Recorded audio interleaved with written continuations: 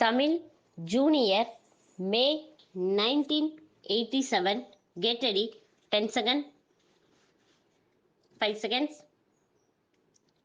Start.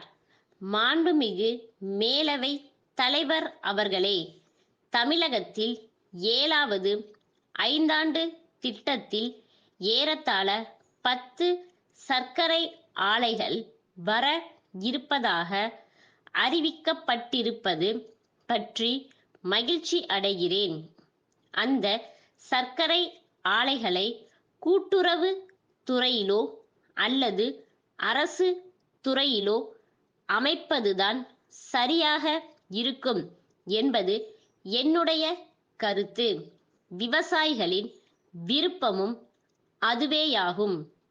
சர்க்கரை ஆலைகளை பொறுத்தவரையில் ஒரு காலத்தில் சர்க்கரையை விற்று அதனால் கிடைக்கிற வருமானம் போதுமானது என்ற நிலை இருந்து வந்தது. வளர்ந்து வருகிற இன்றைய சூழ்நிலையில் சர்க்கரையை மட்டும் விற்று விவசாயிகளுக்கு பணம் கொடுப்பது என்றால் நிச்சயமாக கட்டுப்படியான விலை கொடுக்க முடியாது.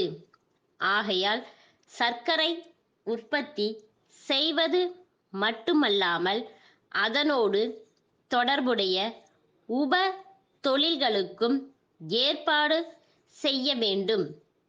என்ன காரணத்தாலோ தற்போது கூட்டுறவு துறையிலும் அரசு துறையிலும் உள்ள சர்க்கரை ஆலைகளில் உப தொழில்களை தொடங்குவதற்கான ஆர்வம் குறைந்து காணப்படுகிறது. அதைப்போன்று கரும்பு சக்கையிலிருந்து காகிதம் தயாரிக்கக்கூடிய தொழில்நுட்பம் உருவாகி இருக்கிறது. அந்த தொழில்நுட்பம் மேன்மேலும் வளர உரிய முயற்சிகளை மேற்கொள்ள வேண்டும்.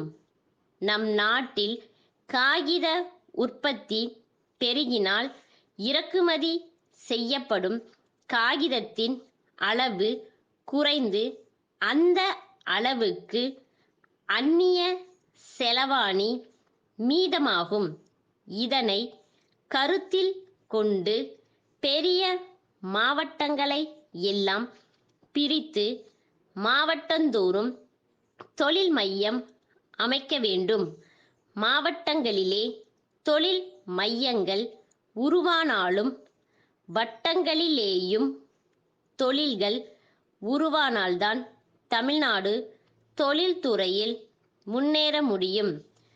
அது மட்டுமல்லாமல் கிராமப்புறங்களில் பெரும்பான்மையாக வாழ்கின்ற ஏழை எளிய மக்களுக்கு போதிய தொழில் வாய்ப்புகளை உருவாக்க வேண்டும். அவர்கள் பொருளாதாரத்தில் மேம்பாடு அடைவதற்கு ஏற்ற வகையில் சிறு தொழில்களிலும் கை தொழில்களிலும் அதிக ஆர்வம் காட்ட வேண்டும். குறிப்பாக படித்து வேலையின்றி இருக்கும் இளைஞர்களின் வேலையில்லா திண்டாட்டத்தை போக்குகின்ற வகையில் சுய வேலைவாய்ப்பு திட்டங்களுக்கு முன்னுரிமை அளிக்க வேண்டும். அதோடு சிறு தொழில்களை தொடங்குவதற்கு தற்போது இடையூறாக இருக்கிற விதிமுறைகளையும் தளர்த்த வேண்டும். எல்லாவற்றிற்கும் மேலாக தொழில்துறை முன்னேற்றத்திற்கு அடிப்படையான மின்சாரம் தடையின்றி கிடைக்க ஏற்பாடு செய்ய வேண்டுமென்று கேட்டுக்கொள்கிறேன். சென்னை கோவிந்தப்பன் தெருவிலுள்ள குமரன் பனை வெல்ல மண்டி மேலாளர், கோவில்பட்டி பனைவெல்லம் உற்பத்தியாளர் கூட்டமைப்பு செயலாளருக்கு 1986 1985 செப்டம்பர் 7 எழுதிய கடிதம். அன்புடையீர், தாங்கள் அனுப்பிய கடிதம் கிடைத்தது.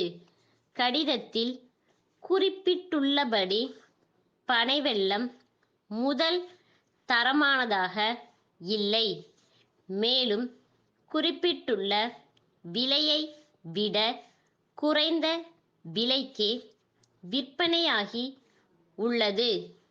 தங்களின் தரக்குறைவான சரக்கின் காரணமாக எங்கள் நிறுவனத்தின் புகழுக்கு களங்கம் ஏற்பட்டுள்ளது.